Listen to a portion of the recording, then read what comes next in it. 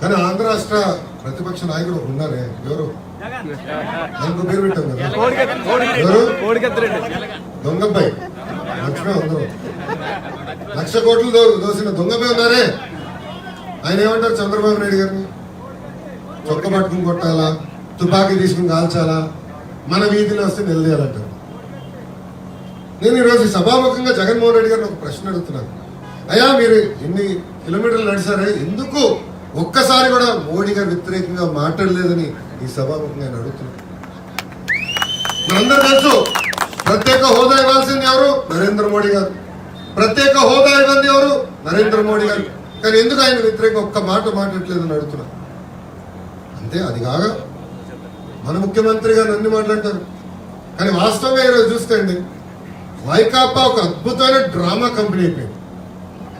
ఊళ్ళో drama company వస్తుంది, అలా డ్రామా కంపెనీ. ఎందుకో కూడా నేను చెప్తాను, 4 ఉదాహరణలు ఇస్తాను. మొదటి డ్రామా రాజీనామా డ్రామా. వాళ్ళకి తెలుసు, ఎంపీలకు తెలుసు కరెక్ట్ గా ఇంకా సంవత్సరం ఉంది ఎన్నికలు, కనుక రాజీనామా చేస్తే ఎన్నికలు రావాలి. అందుకే కేంద్రంలో బీజేపీ ప్రభుత్వంతో రాజీపడి ఆంధ్ర ప్రజలకు నామం పెట్టిందని ప్రయత్నించారు. ఏమైంది? ఆ డ్రామా ఫ్లాప్ అయింది. తర్వాత రెండో డ్రామా వచ్చింది. ఏం డ్రామా? గట్టిగా చెప్పండి. కోడికత్తి డ్రామా. అవునా? కోడికత్తి డ్రామా.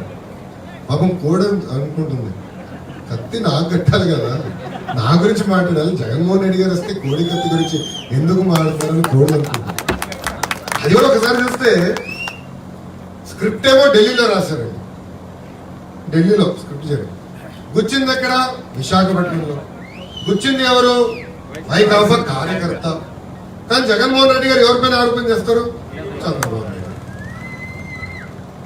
జగన్మోహన్ రెడ్డి గారు భద్రతకి మటుకు మన ఆంధ్ర పోలీసు కావాలి. అంటే పైలట్, ఎస్కాట్, హంగామా అంతా ఆంధ్ర పోలీసులు ఉండాలి. కానీ మనం దర్యాప్తు చేస్తే, అంటే ఆంధ్ర పోలీసు దర్యాప్తు చేస్తే కూడా వద్దంట. కేంద్ర ప్రభుత్వం ఎన్ఐఏని పంపించింది.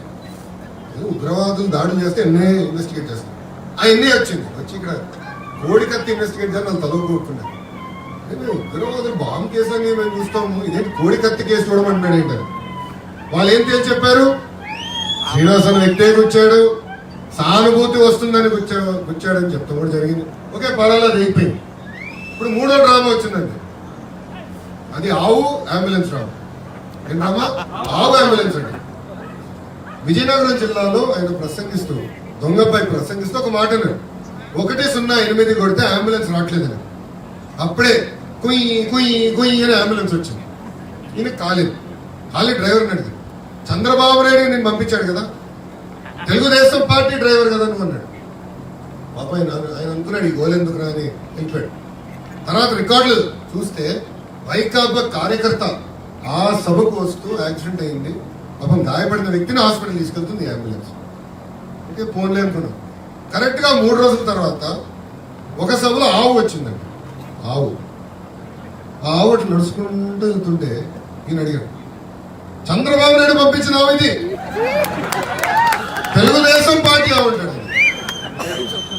ఆవు ఉంటుంది, ఇదేం గోలరా బాగుంటుంది పాప ఆవుకి. అంటే ఈరోజు అంబులెన్స్ చూస్తే చంద్రబాబు నాయుడు గారు గుర్తొస్తారు, ఆవుని చూస్తే చంద్రబాబు నాయుడు గారు గుర్తొస్తారు, ఆంధ్ర ప్రజల్ని కూడా చూస్తే ఆయన గుర్తొచ్చేది ఒక చంద్రబాబు నాయుడు గారు.